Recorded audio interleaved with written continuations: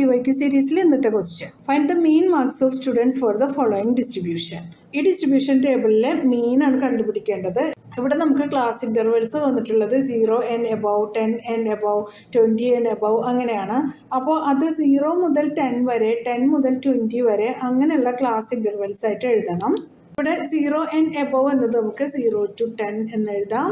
10 and above 10 to 20, 20 and above 20 to 30, 30 to 40, 40 to 50, 50 to 60, 60 to 70, 70 to 80, 80 to 90, 90 to 100, 100 to 110.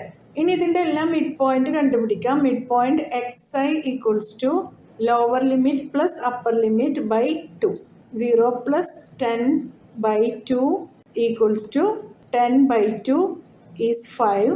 10 plus 20 by 2 equals to 30 by 2 equals to 15.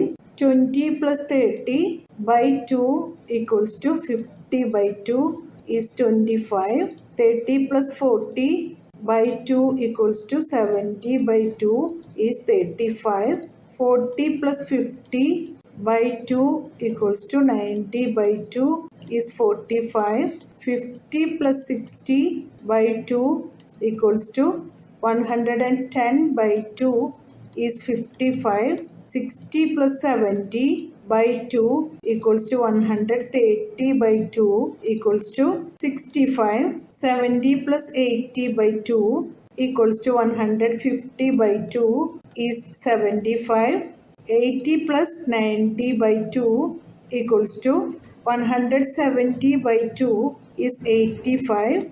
90 plus 100 by 2 equals to 190 by 2 is 95. 100 plus 110 by 2 equals to 210 by 2 equals to 105. അപ്പോൾ ഈ എക്സൈലെല്ലാം നമുക്ക് ഇങ്ങോട്ട് എഴുതാം. 5, 15, 25, 35, 45, 55, 65, 75, 85, 95, 105. Fi കണ്ടുപിടിക്കാം. 80 minus 77 equals to 3. 77 minus 72 equals to 5. 72 minus 65